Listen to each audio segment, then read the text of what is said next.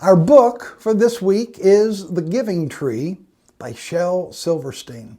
This book is very, very special to me. As soon as I found this book and read it, I knew that my giving tree was none other than my father, Lawrence Samples. And so my siblings and I gave this book to my dad for Christmas of 1981. And then when Dad passed away in 2001, this book came to live at my house. Very special book. Now, I know that my dad has some rough edges and sharp elbows and hard lines, but my dad has more of a giving heart than anybody I have ever known in my entire life. Being born in the Depression days, he had no sense of spending any kind of money on himself. The only reason he made money was to give it away, and I and my siblings were some of the benefactors of all of that giving. But it wasn't just to me. My dad gave love and money and time and kindness to anybody and everybody he met. Well, if I can give you just one quick story to show you the giving tree attitude of my dad, back in the 1950s, my family got audited.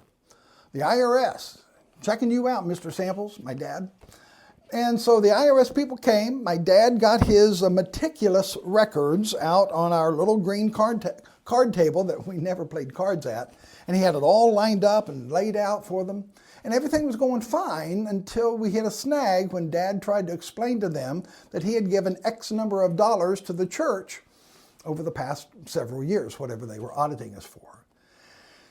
Now, the problem was Dad didn't have any check receipts for all. He'd given a lot of this money via cash, so he had his records of what he gave, but he didn't have official church records for all of his giving. And so the IRS determined, Mr. Samples, somebody with your little of an income could never give that much money to the church. And so we had to pay back taxes. My dad had given that much money, and he still gave money, but he never gave it in cash. He always gave it with a check, so he had a receipt for it. My dad, giving tree for me, my siblings, and a whole bunch of other people. Now, you and I have lived long enough to know that in life there are the givers, and then there are the takers. And we've also lived long enough to understand that we have a little bit of both, giver and taker, in us that we try to keep balanced out. Let me cut through all of the research and the reading that I did on the background of the giving tree. I got two overwhelming voices in the back of my head that I need to give to you today before we quit. Number one, I wish that we could take a minute to remember and be thankful for that giving tree person or persons in your life. That you would take a moment to reflect. Who was that giving tree in your life? We'll come back to that in just a minute. Number two, I wish we would also think about the fact that on a regular basis, you and I take and take and take and take and take, and then just sort of take it for granted that we are privileged and entitled to do all of that taking. How often is it that we sit down at 3 meals a day and never stop to give thanks for the abundance that we have in front of us? Or how often do we say a prayer for those who are underprivileged and underfed?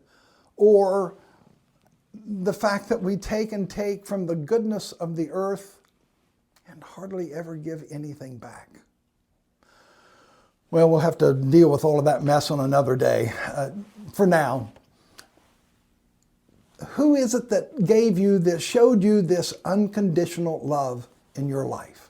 Who was the giving, or maybe still is, the giving tree in your life? Would you take a moment today, tonight, tomorrow morning, find them, call them, email them, send them a card, and say thanks for the influence, the giving that they have invested into your life. God bless. Have a great week.